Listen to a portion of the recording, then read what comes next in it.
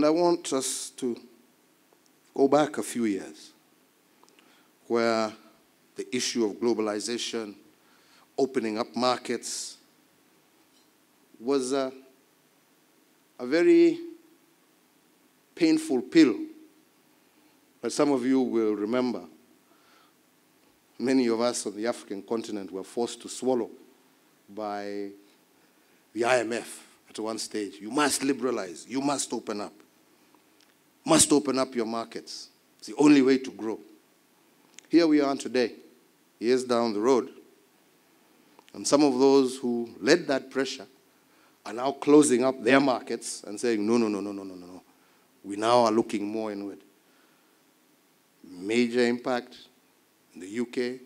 Look at what's happening in France. Look at what's happening in many European countries right now. Look at what has just happened in the United States.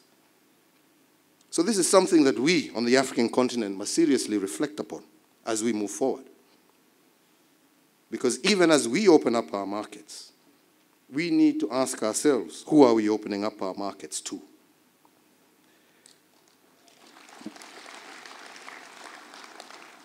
Who are we opening up our markets to? And that is why we say that at this stage, we have to truly look at this particular issue as Africans.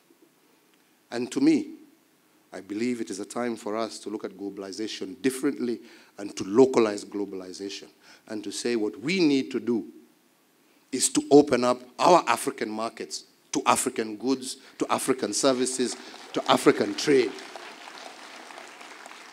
as being the sure way of being able to protect our markets, create jobs for our young men and women who are, in many instances, crossing because we have been unable to open up our own markets. And because we have opened our markets, as opposed to opening them up for ourselves, to cheap goods that come from the outside. So we export our jobs as opposed to creating jobs for our people.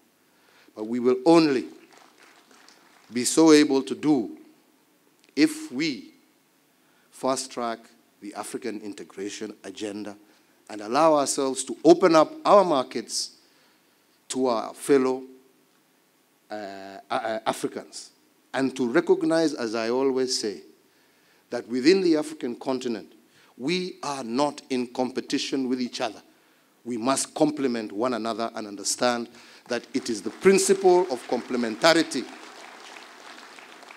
that will ensure wealth and prosperity for all the peoples of our continent. So I say that now that the mirage of the older globalization has faded, we see clearly that we are each other's best hope. It is time, once again, as I said, to localize globalization. We need to open up Africa, open it up to each other, and to prosper together. And that is the Pan-Africanism of this century. We have seen what Pan-Africanism can achieve even in its most basic form.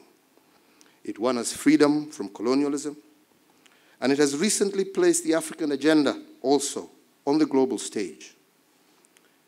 As we seek to make the most of our potential now, we will need to drive the Pan-African agenda as a tremendous ideological wave that will lift all the boats of the African social-economic transformation. In Africa, we need to collaborate and to cooperate more intensively in order to compete successfully with the rest of the world.